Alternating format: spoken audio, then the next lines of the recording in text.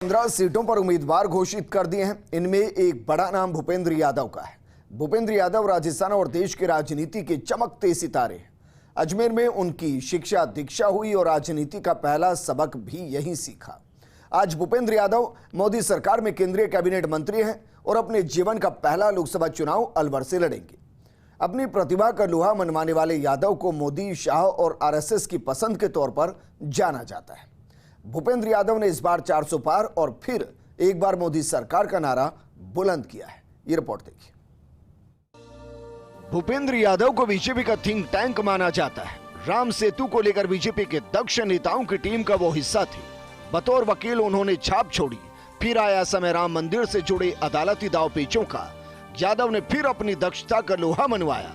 भूपेंद्र यादव ने केंद्रीय मंत्री के तौर पर भी अपनी छाप छोड़ी। पर्यावरण से जुड़े मुद्दों पर उनकी कार्यकुशलता मील का पत्थर साबित हुई। यादव का जन्म राजस्थान के अजमेर में हुआ था। उन्होंने अपनी स्नातक की डिग्री और कानून की स्नातक की डिग्री अजमेर के सरकारी कॉलेज से प्राप्त की। यादव ने एक छात्र संघ नेता के रूप में राजनीति की शुरुआत की। वो GCA अजमेर के छात्र संघ के पदाधिकारी रहे। यादव सिर्फ 7 साल की आयु में ही RSS की शाखाओं में जाने लगे थे। उन्होंने वकीलों के संगठन अखिल भारतीय अधिवक्ता परिषद के महासचिव के तौर पर काम किया। यादव ने बीजेपी राष्ट्रीय संगठन में कई पदों पर काम किया। बिहार, MP, महाराष्ट्र, गुजरात समेत विभिन्न राज्यों का प्रभार संभाला। मोदी मंत्रिमंडल में पर्यावरण, वन एवं जलवायु परिवर्तन मंत्री के रूप में उन्होंने 26वें संयुक्त राष्ट्र के अंतिम समझौते में कोयले के फेज आउट शब्द को फेज डाउन में बदलने के लिए भारत के हस्तक्षेप की आवाज उठाई। ग्लासगो में पार्टियों के सम्मेलन में कहा कि विकासशील देशों को वैश्विक कार्बन बजट में अपनी उचित हिस्सेदारी का अधिकार है और वो जीवाश्म ईंधन के जिम्मेदार उपयोग के हकदार हैं। तमाम सियासी गुण और कार्यशैली की गुणवत्ता के कारण यादव कम समय में ही मोदी और शाह के पसंद के नेताओं में शुमार हो गए। यादव को राज्यसभा में भेजकर केंद्र में कैबिनेट मंत्री बनाया गया। भूपेंद्र यादव अब अपने चुनावी जीवन का पहला लोकसभा चुनाव अलवर से लड़ेंगे। राजस्थान प्रदेश बीजेपी मुख्यालय में मीडिया से बातचीत में भूपेंद्र यादव ने कहा कि मोदी की गारंटी ही असली गारंटी है। अब की बार 400 पार। ये विकसित भारत के लिए मोदी की गारंटी पर होने वाला चुनाव और मोदी की गारंटी से 2047 में मजबूत भारत बने, इसके संकल्प को लेकर के हम राजस्थान की 25 सीटों पर कमल खिलाएंगे। बीजेपी प्रदेश मुख्यालय में केंद्रीय मंत्री भूपेंद्र यादव का राजेंद्र राठौड़, नारायण पंचारिया, मुकेश दादीज, श्रवण सिंह बगड़ी, मुकेश पारीक समेत प्रमुख नेताओं ने स्वागत किया। इस दौरान भूपेंद्र यादव ने मीडिया से कहा कि कांग्रेस के पास कोई मुद्दा नहीं, हम सब मोदी परिवार का हिस्सा हैं। क्योंकि हम सब मानते हैं कि पिछले 10 साल में मोदी जी के नेतृत्व ने, संकल्प ने, मोदी जी के विकास और विजन ने, मोदी जी की गारंटी ने आज भारत को दुनिया की 5 बड़ी अर्थव्यवस्थाओं में ला करके खड़ा किया। दुनिया की तीसरी सबसे बड़ी अर्थव्यवस्था भी भारत बनने जा रहा है और अनेक विषयों को लेकर के जो भारत के नए संकल्प पूरे हुए हैं, उन संकल्पों को पूरा करने के लिए हम 400 पार करेंगे। भूपेंद्र यादव खुद अपने जीवन का पहला लोकसभा चुनाव लड़ रहे हैं, लेकिन सब जानते हैं कि यादव को चुनावी कूटनीति और राजनीति का मास्टर माइंड माना जाता है। जब राजस्थान में पहली बार वसुंधरा राजे के नेतृत्व में 150+ सीटें आई थी, तब बीजेपी प्रदेश मुख्यालय के war room in-charge Bhupendra Yadav ही थे। उन्होंने पहले ही 150 पार की भविष्यवाणी कर दी थी। हालांकि यादव के लिए अलवर अनजान क्षेत्र नहीं, लेकिन अलवर की जमीनी सियासत बेहद कठिन रही। यादव के चुनावी समर में उतरते ही लोकसभा चुनाव में अलवर देश की हॉट सीट बन गया है। फर्स्ट इंडिया के लिए योगेश शर्मा की रिपोर्ट। जनरल शर्मा के प्रस्तावित चित्तौड़गढ़ दौरे में आंशिक बदलाव हुआ है। 7 मार्च की जगह अब मुख्यमंत्री 12 मार्च को चित्तौड़गढ़ के दौरे पर रहेंगे। इस दौरान मुख्यमंत्री निम्बाहेड़ा में जिला स्तरीय किसान सम्मेलन को संबोधित करेंगे। केंद्रीय वित्त राज्य मंत्री पंकज चौधरी का आना भी प्रस्तावित है। निम्बाहेड़ा की कृषि उपज मंडी में आयोजित किसान सम्मेलन की तैयारियों को लेकर विधायक श्रीचंद कृपलानी ने पदाधिकारियों की बैठक ली और तैयारियों को लेकर आवश्यक दिशा निर्देश भी दिए।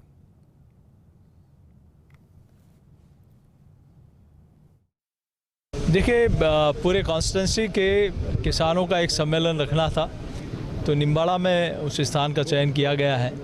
निम्बाड़ा में प्रदेश के यशस्वी मुख्यमंत्री माननीय भजनलाल जी और हमारे देश के यशस्वी वित्त राज्य मंत्री माननीय पंकज चौधरी जी दोनों उस दिन उस विशाल किसान सम्मेलन को संबोधित करेंगे। मैं सोचता हूँ पिछले 10 वर्षों में वित्त मंत्रालय के माध्यम से और किसानों के कल्याण के लिए कई काम हुए और माननीय मुख्यमंत्री जी ने प्रदेश में कई आयाम स्थापित किए। कई जो हमारे संकल्प पत्र थे, मात्र 70 दिनों में उन्होंने कई सौगातें राजस्थान की जनता को दी हैं। जांच एजेंसियों की कार्रवाई के बीच पेपर लीक मसले पर बीजेपी के कांग्रेस पर प्रहार जारी है। पूर्व नेता प्रतिपक्ष राजेंद्र राठौड़ ने एसओजी कार्रवाई पर कांग्रेस को जमकर घेरा। बीजेपी प्रदेश मुख्यालय में मीडिया से बातचीत में राजेंद्र राठौड़ ने कहा कि सरकार की सरपरस्ती में चलने वाले पेपर माफिया के चेहरे से आखिर आधा नकाब हट गया है। सरकार आधा नकाब हट गया है। किस प्रकार सुनियोजित षड्यंत्र पूर्वक नौकरियों की लूट गहलोत सरकार के समय में होती रही। हम विधानसभा में चिल्लाते रहे। सब इंस्पेक्टर की परीक्षा को लेकर हमने सटीक सवाल किए, सरकार मौन रही। मैं एसओजी को और भजनलाल जी को धन्यवाद देना चाहूँगा कि अब बेरोजगारों को ये लगने लगा है कि अब उनके साथ कोई ठगवाबाड़ी करेगा तो उसका स्थान जेल में होगा। गहलोत सरकार में भारतीय पोस्टल सेवा के अधिकारी प्रतीक झाझड़िया को प्रतिनियुक्ति की 5 साल की तय अवधि से पहले पेरेंट कैडर में वापसी के लिए सरकार ने रिलीव कर दिया है। वो 24 दिसंबर 2019 से 5 साल तक राजस्थान सरकार की सेवा में भारतीय पोस्टल सेवा से प्रतिनियुक्ति पर आए थे। उनके प्रतिनियुक्ति अवधि 23 दिसंबर 2024 को समाप्त होने वाली थी, लेकिन इससे पहले ही राज्य सरकार ने उनकी पेरेंट कैडर में वापसी के लिए उन्हें रिलीव कर दिया और उन्हें पेरेंट कैडर में ज्वाइन करने के निर्देश दिए। बतौर श्रम आयुक्त काम करते हुए वो एसीबी से ट्रैप हुए थे और उन्हें घूसखोरी के आरोप में 26 जून 2021 को गिरफ्तार किया गया था। अभिरक्षा में रखने के 48 घंटे के बाद सस्पेंशन का नियम है, लेकिन भारतीय डाक सेवा के अधिकारी होने से प्रक्रिया के तहत केंद्र फाइल भेजी गई। वहां से मंजूरी के बाद 26 जुलाई 2021 को डीओपी ने उनके निलंबन का आदेश जारी किया था। पहले निलंबन और फिर 1 माह 1 साल होने पर बहाली के बाद उनकी पोस्टिंग हुई थी। अब राज्य सरकार ने स्पष्ट रुख अपनाते हुए उन्हें 5 साल की डेप्यूटेशन अवधि पूरी होने से पहले ही रिलीव करके पेरेंट कैडर में ज्वाइन करने के आदेश दिए। बीकानेर पुलिस की तरफ से सामाजिक सरोकार के लिए नई पहल के तहत बेस्ट पेरेंटिंग कार्यशाला का आयोजन कर अभिभावकों को बच्चों से व्यवहार संबंधी टिप्स दिए गए। रविंद्र रंगमंच में बीकानेर पुलिस के तत्वाधान में सामुदायिक विज्ञान महाविद्यालय एवं विकल्प फाउंडेशन की तरफ से आयोजन किया गया, जिसमें प्रसिद्ध पेरेंटिंग कोच प्रशिक्षित जोबन पुत्रा द्वारा अभिभावकों को बच्चों की केयर टिप्स दिए गए। अभिभावकों के लिए निःशुल्क रखी गई इस कार्यशाला में Bikaner range IG Om Prakash Paswan, SP Tejaswini Gautam के अलावा जनप्रतिनिधि और शहर की गणमान्य नागरिकों के अलावा अभिभावकों ने हिस्सा लिया। संगठित अपराध में जो बच्चों को यूज़ किया जा रहा है उसका जब अध्ययन किया तो पता चला कि ऐसे हज़ारों बच्चे हैं जो सोशल मीडिया के इन्फ्लुएंस में आकर के या ऐसे भी गैंगस्टर्स के प्रभाव में आ रहे हैं। तो उसके लिए हमने बच्चों के साथ तारुफ शुरू किया है। उसके साथ ही हम पेरेंट्स को भी समझाना चाहते हैं कि बच्चों पे ध्यान रखें और इसके लिए पेरेंटिंग कोच परीक्षित आ जाए हैं और उनसे हम सोच रहे हैं, समझ रहे हैं कि किस तरह से बच्चों को आगे पेरेंटिंग किया जाए जिससे कि बच्चे अपराध के दलदल में ना फंसे। कहना चाहूँगा कि मम्मी पापा अपने बच्चों को तो कुछ ना कुछ सिखाने की कोशिश करते हैं, बट बच्चों को सिखाने से पहले यदि खुद सीखना शुरू कर दे, पेरेंटिंग जानने की शुरुआत करें, तो मुझे लगता है कि हम एक बेहतर और एक अच्छे समाज की संरचना कर सकते हैं। सो पेरेंटिंग सीखना आज के समय में बेहद ज़्यादा ज़रूरी है। बच्चों का जो भविष्य है, जैसे कहा जाता है कि पहले इंडस्ट्रियल एज था जहाँ पर मेहनत ज़्यादा करनी थी। लास्ट 20 साल जो थे वो लाइक इंफॉर्मेशन एज था जहाँ पर कंप्यूटर एंड इंफॉर्मेशन ने राज किया। आने वाला जो समय है वो इनोवेशन एज है। सो हमने हार्डवर्क किया, वो इंडस्ट्रियल एज के लिए ज़रूरी था, बट इनोवेशन एज के लिए हमें बच्चों को तैयार करना है। तो उसके लिए हमें बच्चों को सुनना पड़ेगा, बच्चों की क्रिएटिविटी को बाहर लाना पड़ेगा और बच्चों को स्टडी के प्रेशर से हमें दूर करना पड़ेगा। दिल्ली में कांग्रेस स्क्रीनिंग कमेटी की बैठक हुई। कांग्रेस सांसद अखिलेश प्रसाद सिंह के आवास पर बैठक में प्रदेश प्रभारी सुखजिंदर सिंह रंधावा, पीसीसी चीफ गोविंद सिंह डोटासरा, नेता प्रतिपक्ष टीकाराम जूली और सचिन पायलट शामिल हुए। बैठक में वीरेंद्र सिंह राठौड़, प्रगट सिंह, अमृता धवन, रजनी पाटिल, हरीश चौधरी, काजी निजामुद्दीन भी मौजूद रहे। इस दौरान लोकसभा चुनाव को लेकर चर्चा की गई। 25 लोकसभा क्षेत्र हैं, उसके ऊपर हमारा 1-to-1 डिस्कस हुआ है। सभी लोगों ने अपनी अपनी राय व्यक्त की है और कई जगह सिंगल नाम हम सीईसी को हमने सजेस्ट किए हैं और कई जगह पैनल भी बने हैं। अब वो सीईसी के ऊपर है कि वो किस तरीके से सीईसी में स्क्रीनिंग कमेटी के अध्यक्ष और दोनों माननीय मेंबर साहिबान जो नाम सीईसी में लेके जाएंगे, वहाँ पर डिस्कस हो करके और अंतिम फैसला हो। सीईसी कब है? कुछ कभी भी हो सकती है, 1-2 दिन में। सर, गठबंधन को लेकर तमाम अटकलें हैं राजस्थान में, चाहे वो हनुमान। गठबंधन का काम हमारे अलायंस कमेटी देखती है। वेणुगोपाल जी, हमारे मुकुल वासनिक जी, अशोक गहलोत जी और सलमान कुर्सी जी और जो तमाम लोग हैं, वो गठबंधन का काम वो देखते हैं। हमें गठबंधन करना नहीं करना इस विषय पर कोई चर्चा नहीं हुई। सर, रालोद और हनुमान बेनीवाल की जो पार्टियां हैं उनके साथ भी गठबंधन को लेकर मैं कह रहा हूँ गठबंधन का हमारे यहाँ विषय ही नहीं आया, क्योंकि गठबंधन का काम हम नहीं देखते हैं। पार्टी आलाकमान ने एक कमेटी बना रखी है, वो गठबंधन का विषय देखती है। हमें तो जो कांग्रेस के लोग हैं, वो जो नाम हमारे पास में आए हैं प्रदेश इलेक्शन कमेटी से, जो रिकमेंडेशन आई है और जो सर्वे वगैरह या हमने जो भी कार्यकर्ताओं से फीडबैक लिया, उसको लेकर के हमने चर्चा की है। कैंडिडेट्स के ऊपर जो हैं उनके ऊपर चर्चा हुई। जो गठबंधन की बात है वो मुकुल वासनिक जी के साथ होगी, वो जो कहेंगे उसके ऊपर, उन सीटों के ऊपर तभी चर्चा हो सकती है। इस बार हम जीत रहे हैं और आप देखना परफॉर्मेंस क्या रहेगी, ये लोग बताएंगे। और जो हमारी गवर्नमेंट ने पिछली बार काम किए और जो अब राजस्थान में बात है, उनके ऊपर हम चर्चा की और जो अच्छे कैंडिडेट हैं, सबसे बढ़िया कैंडिडेट हैं, वो कंसेंसस कैंडिडेट हम गठबंधन पर जो हमारी हाईकमांड के जो चेयरमैन हैं मुकुल वासनिक जी, वो जो उनके साथ बैठकर करेंगे वो हम उसको ही इम्प्लीमेंट करेंगे, क्योंकि ये हमारी स्क्रीनिंग कमेटी की मीटिंग है, गठबंधन की कमेटी की मीटिंग नहीं है।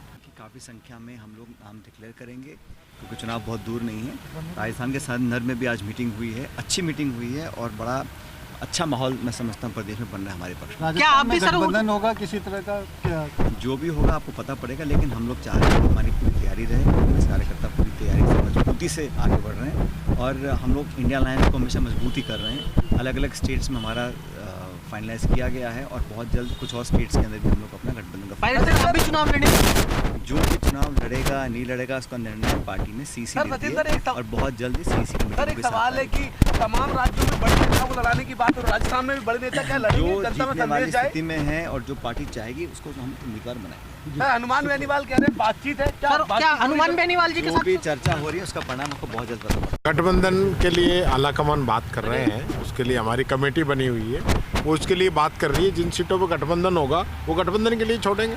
मैंने बताया आपको, उसके लिए कमेटी अलग बनी हुई है AICC की, वो तय कर रही है। इंडिया गठबंधन जो है उसके तहत ही गठबंधन चल रहा है, तो वो तय करेगी। उस आधार पर हम सब लोग कांग्रेस पार्टी के अनुशासित सिपाही हैं। पार्टी सर्वे भी करा रही है और आलाकमान जिसको भी कहेगा, जिसको चुनाव लड़ने के लिए भेजेगा, वहाँ सब लोग मिलके लड़ेंगे और अब भी लड़ ही रहे। खुद लड़ना या कैंडिडेट को लड़ाना या पूरे स्टेट के अंदर काम करना, उसमें कोई अंतर नहीं है।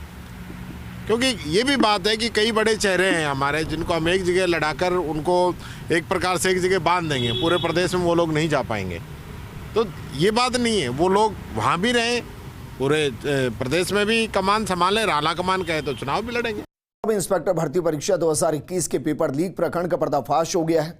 SOG के अधिकारियों ने स्पष्ट कर दिया है कि राजस्थान में सब इंस्पेक्टर भर्ती परीक्षा का पेपर जयपुर से ही लीक हुआ था। लीक करने वाला मास्टरमाइंड कोई और नहीं बल्कि जगदीश बिश्नोई ही था। जयपुर के हसनपुरा स्थित एक स्कूल को अपने टारगेट पर रखकर पेपर लीक किया गया। पूरा मामला क्या है, ये रिपोर्ट देखिए।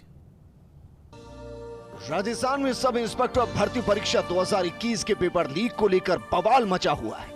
अब तक तो ये बात सामने आ रही थी कि सब इंस्पेक्टर भर्ती परीक्षा में पेपर लीक माफियाओं ने डमी कैंडिडेट बैठाया था, लेकिन चौंकाने वाली बात यह है कि न सिर्फ डमी कैंडिडेट बिठाकर बल्कि पूरा पेपर ही जयपुर के एक सेंटर से लीक किया गया था। SOG ने फर्जी तरीके से पेपर लीक कर पास होकर ट्रेनिंग कर रही 14 प्रशिक्षु उप निरीक्षक सहित 16 आरोपियों को गिरफ्तार किया। जयपुर के हसनपुरा स्थित रविंद्रपाल भारती निकेतन सीनियर सेकेंडरी स्कूल से पेपर लीक हुआ था। इस मामले में सेंट्रल सुपरिटेंडेंट राजेश खंडेलवाल को एसओजी ने गिरफ्तार किया। मास्टरमाइंड जगदीश बिश्नोई ने राजेश खंडेलवाल के साथ मिलकर पेपर लीक किया था। इस षड्यंत्र में हर्षवर्धन मीणा, पंकज चौधरी उर्फ यूनिक भांबू और शिवरतन मोट को भी शामिल किया गया। 2 लोग जो सिलेक्ट हुए थे सब इंस्पेक्टर प्रोबेशनर के रूप में, लेकिन उन्होंने ज्वाइन नहीं किया। वो ऑलरेडी हमारे दूसरे मुकदमों में जुडिशियल कस्टडी में है।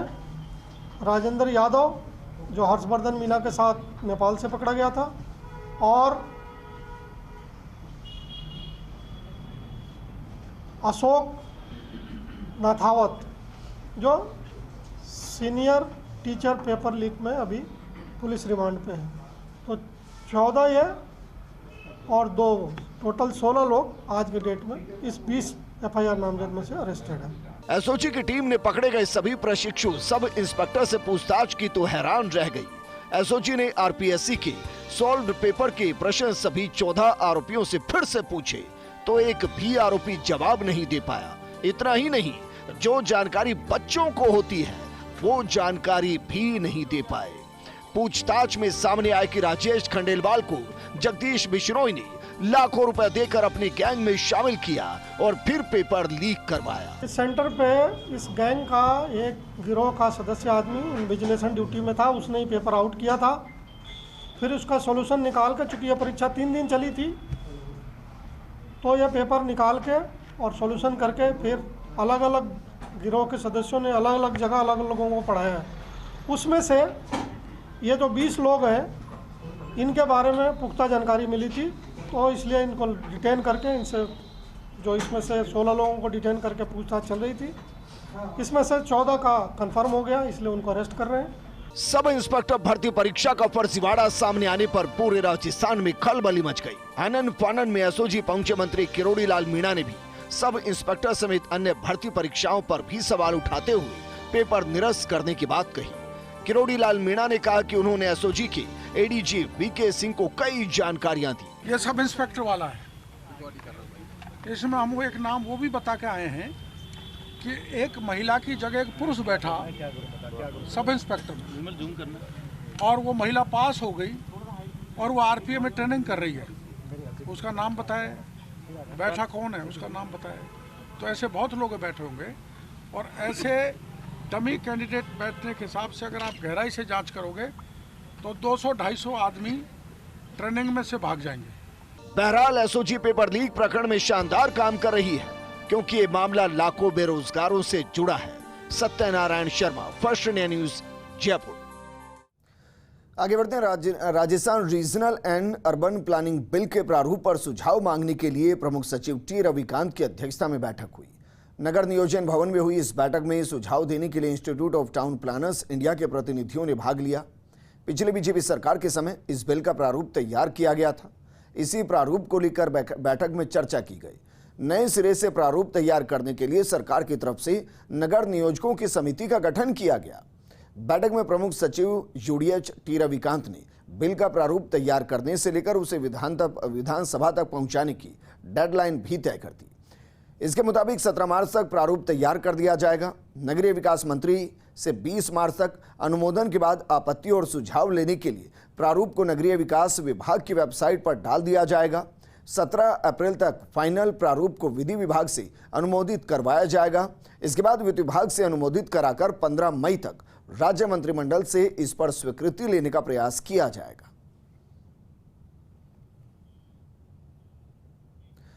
कोटा के रामपुरा इलाके में युवक को 50,000 रुपए सड़क पर पड़े मिले। युवक ने ईमानदारी दिखाते हुए 50,000 रुपए इलाके के व्यापारियों को सुपुर्द किए। व्यापारियों ने करीब 1 महीने 50,000 के मालिक का इंतजार किया और उसे तलाश भी किया, लेकिन रकम का मालिक अब तक नहीं मिला। इलाके के सीसीटीवी फुटेज भी खंगाले गए, जिसके बाद व्यापार संघ ने रामपुरा कोतवाली में रकम को जमा करा दिया। वहीं पुलिस रकम के मालिक की तलाश कर रही है।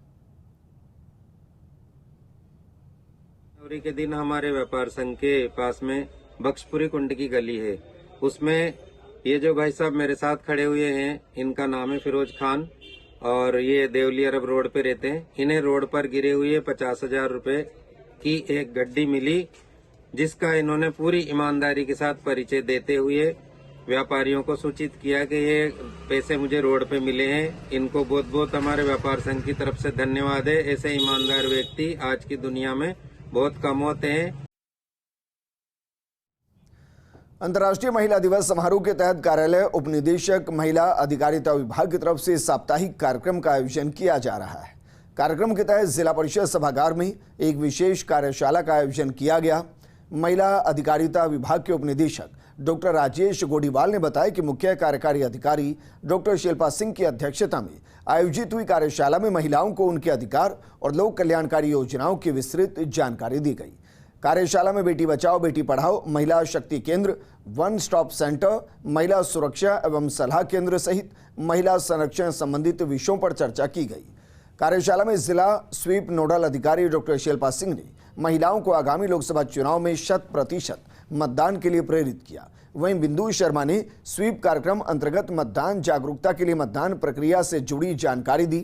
कार्यशाला में प्रतिभागियों के मोबाइल में VHA ऐप भी डाउनलोड करवाया गया। कार्यशाला में गैर सरकारी संस्था के प्रतिनिधि निशा सिद्धू ने महिला सुरक्षा और सलाह केंद्र के संबंध में जानकारी साझा की। कार्यशाला में अधिकारीगण, उपनिदेशक महिला एवं बाल विकास जयपुर, जनप्रतिनिधि, मीडिया सुपरवाइजर, साथीन, महिला सुरक्षा एवं सलाह केंद्र के परामर्शदाता आदि लगभग 650 संभागी उपस्थित रहे। राजसमंद के नाथद्वारा थाना क्षेत्र के सालोर मल्लाखेड़ी गांव में पेट्रोल पंप सेल्समैन के साथ मारपीट करने का मामला सामने आया। मारपीट की घटना सीसीटीवी कैमरे में कैद हो गई। नाथद्वारा थाना पुलिस द्वारा कार्रवाई नहीं करने के बाद पीड़ित ने एसपी को परिवाद सौंपकर कार्रवाई की मांग की। पीड़ित गोकुल सिंह ने बताया कि वो पेट्रोल फिलिंग स्टेशन सालोर मल्लाखेड़ी पर सेल्समैन है। 29 फरवरी की रात को थामला निवासी विक्रम सिंह डंपर लेकर डीजल भरवाने आया।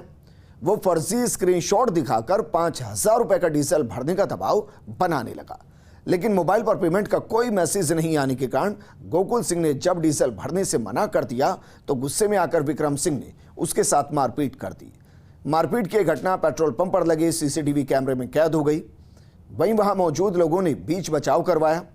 पीड़ित गोकुल सिंह ने बताया कि उसने 100 नंबर पर भी फोन कर शिकायत दर्ज करवाई। वहीं पेट्रोल पंप मालिक ने थाने में घटना की रिपोर्ट भी दी, लेकिन फिलहाल कोई कार्रवाई नहीं होने पर जिला पुलिस अधीक्षक से न्याय की गुहार लगाई।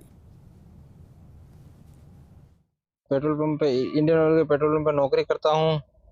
मेरे को रात को आया विक्रम सिंह, पिता गिरवर सिंह।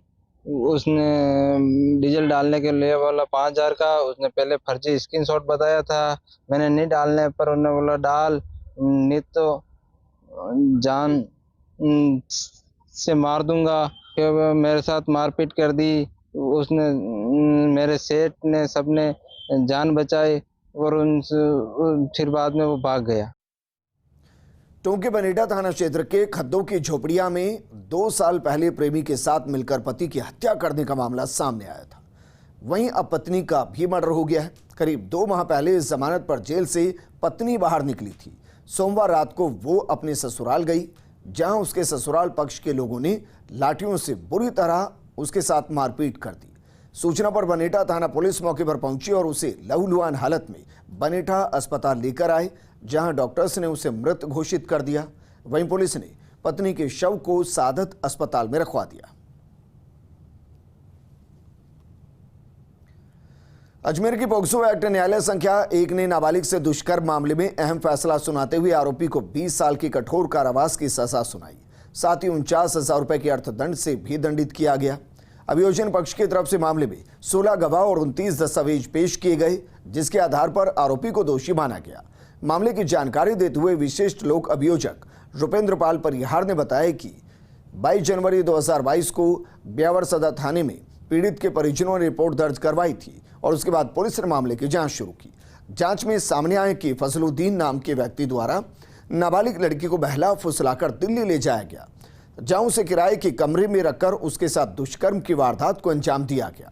2 साल 10 महीने बाद लड़की को दस्तयाब किया गया और इस मामले में लड़की के बयान दर्ज करते हुए आरोपी को गिरफ्तार किया गया। न्यायालय में इस मामले के दौरान 10 गवाह और 29 दस्तावेज पेश किए गए, जिसके आधार पर आरोपी को दोषी मानते हुए 20 साल की कठोर कारावास की सजा सुनाई गई। मामले में नाबालिग पीड़िता को पीड़ित प्रतिकार स्कीम के तहत 6 लाख रुपए देने के आदेश भी दिए गए।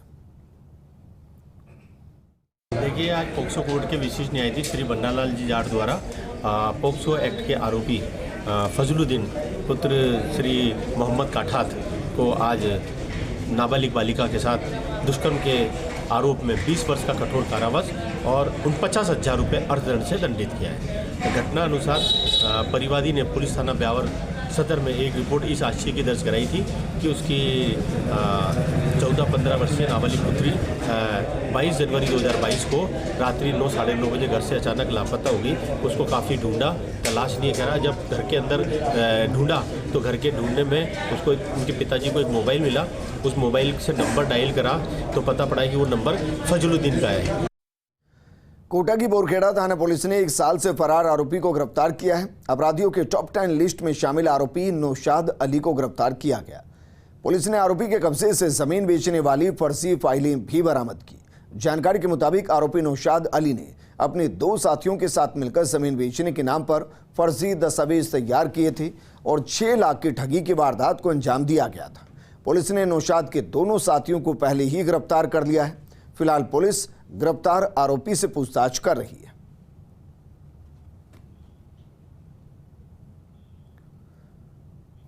बांसवाड़ा जिले में संभागीय आयुक्त नीरज के पवन एक्शन मोड में नजर आए। संभागीय आयुक्त ने कुशलगढ़ में सड़कों पर अतिक्रमण को देखा और दुकानों के बाहर अनाधिकृत अतिक्रमण को हटाया गया। इस कार्रवाई के दौरान सभी प्रशासनिक अधिकारी उपस्थित रहे। वहीं संभागीय आयुक्त नीरज के पवन ने खंड मुख्य चिकित्सा अधिकारी को बुलाया और झोलाछाप चिकित्सकों के खिलाफ सख्त कार्रवाई करने के निर्देश दिए। साथ ही पुलिस प्रशासन को अनाधिकृत डीजे जब्त करने के भी निर्देश दिए गए।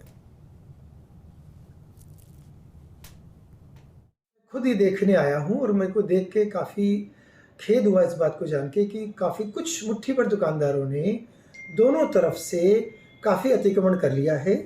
आपके चैनल के माध्यम से मैं सबको अवगत करना चाहूँगा कि अगले 2 दिन में, आई रिपीट, अगले 2 दिन में जो भी उन्होंने आगे निकाल रखा है वो खुद हटा लें, वरना ज़िला प्रशासन उनकी द्वारा किए गए सारे अतिक्रमण को हटा देंगे।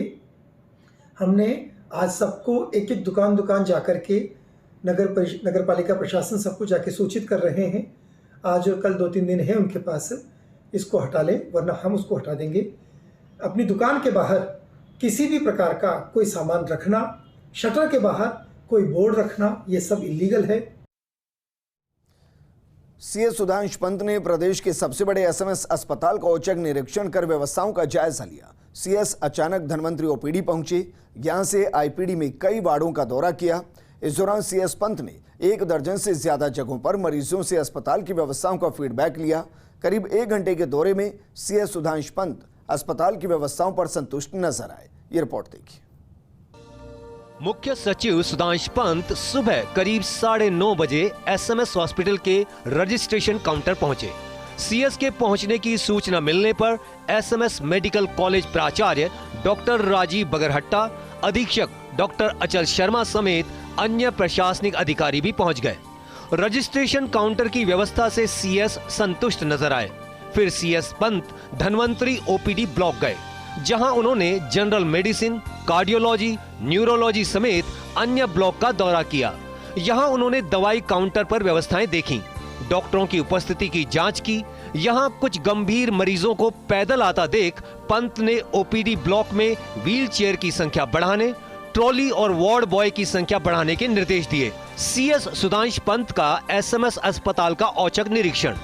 पंत ने दिल्ली एम्स और पीजीआई चंडीगढ़ से की एसएमएस की तुलना। कहा, देश भर में एसएमएस अस्पताल का बड़ा नाम है। दिल्ली एम्स में जहां 14,000 मरीज रोजाना ओपीडी में आते हैं, पीजीआई चंडीगढ़ में करीब 12,000 मरीज ओपीडी में आते हैं। वैसे ही एसएमएस अस्पताल में भी 10,000 के करीब चलता है ओपीडी। एसएमएस में मरीजों का जितना दबाव है, उस हिसाब से व्यवस्थाएं ठीक हैं। सीएस पंत से एनपीए की अनिवार्यता को लेकर मीडिया ने पूछा सवाल।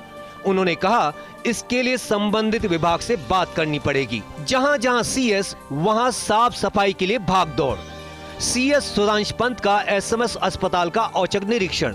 सीएस ने 1 घंटे के दौरे में ओपीडी में मेडिसिन, कार्डियो, न्यूरोलॉजी समेत अन्य जगहों की व्यवस्थाओं को देखा। साथ ही आईपीडी में ऑर्थो विंग का किया निरीक्षण। जनरल वार्ड के बाथरूम में भी पहुंचे मुख्य सचिव। वहां एक एक नल खोलकर बाथरूम का किया अवलोकन। इसके बाद सीएस ने command centre, life line centre, दवा काउंटरों का निरीक्षण कर व्यवस्थाओं को जांचा। खास बात यह रही कि सीएस अस्पताल में जहां जहां गए वहां सफाई के लिए कर्मचारी आगे आगे दौड़ते नजर आए। मुख्य गलियारे में तो ये स्थिति थी कि गीले पोंचे में से सीएस निकले। एसएमएस अस्पताल का मैनेजमेंट काफी चुनौतीपूर्ण। सीएस सुधांश पंत का एसएमएस अस्पताल का औचक निरीक्षण। ओपीडी से लेकर आईपीडी में कई जगहों पर पहुंचे सीएस। अस्पताल में भर्ती मरीजों से भी रूबरू हुए सीएस पंत। करीब 1 घंटे के दौरे में अलग अलग फीडबैक पर बोले पंत। एसएमएस अस्पताल में मरीजों का जिस तरह का है दबाव, उसको देखते हुए यहां प्रबंधन को काफी काम करना पड़ता है। एसएमएस की व्यवस्था काफी बड़ा और चुनौतीपूर्ण काम है। हालांकि मौजूदा स्थिति में यहां व्यवस्थाएं हैं संतोषजनक। सीएस का मजबूत होमवर्क। सीएस सुधांश पंत के एसएमएस के औचक निरीक्षण से जुड़ी खबर। जेडीए, परिवहन भवन, जिला कलेक्टर, हाउसिंग बोर्ड और नगर निगम का निरीक्षण कर चुके सीएस पहुंचे एसएमएस। निरीक्षणों के दौरान सीएस के मजबूत होमवर्क की दिखी झलक। अब तक जहां भी गए सीएस वहां खामियों पर किया सीधे फोकस। एसएमएस के दौरे में भी सीएस ने अधीक्षक से किए कई सवाल। एमआरआई, सीटी स्कैन सेवा में मरीजों की दिक्कतों पर सवाल। साथ ही रात के वक्त मरीजों की सेवाओं पर विशेष फोकस के दिए निर्देश। सबसे सुखद बात यह रही कि 5-7 जो भी मरीजों से मैंने बात की, सभी संतुष्ट रहे। ये बहुत बड़ी बात है। क्योंकि मैं स्वास्थ्य में केंद्र में भी रहा और देश के अनेकों एम्स से लेके अनेकों अस्पतालों में गया, तो ऐसा बहुत कम होता है कि 5-7 रैंडमली जिन मरीजों से बात की, चाहे वो इंडोर वाले थे चाहे आउटडोर में अपनी बारी का वेट कर रहे थे, सभी संतुष्ट रहे कि साहब हाँ, हमें इलाज हो जाता है, दवाई के लिए पैसे नहीं देने पड़ते, कोई परेशानी नहीं है। सीएस के दौरे के बाद अधीक्षक डॉक्टर अचल शर्मा ने कहा कि हमारी कोशिश होती है कि व्यवस्थाएं ठीक रहें, लेकिन ये सतत प्रक्रिया है जिसमें कभी भी खामी निकल सकती है। चिकित्सकों के बाहर प्रैक्टिस करने के सवाल पर डॉक्टर शर्मा ने कहा कि हमारा कार्यक्षेत्र अस्पताल तक ही सीमित है।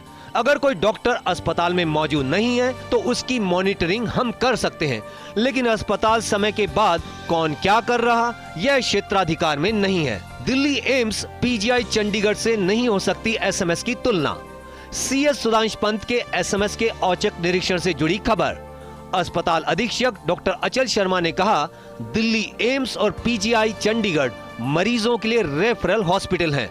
वहां रेफरल मरीजों को ही संस्थान में भर्ती किया जाता है, जबकि एसएमएस अस्पताल रेफरल अस्पताल नहीं है। यहां हम किसी मरीज को इलाज के लिए मना नहीं कर सकते, फिर भी हमारी कोशिश रहती है कि मरीज को बेहतर इलाज मिले।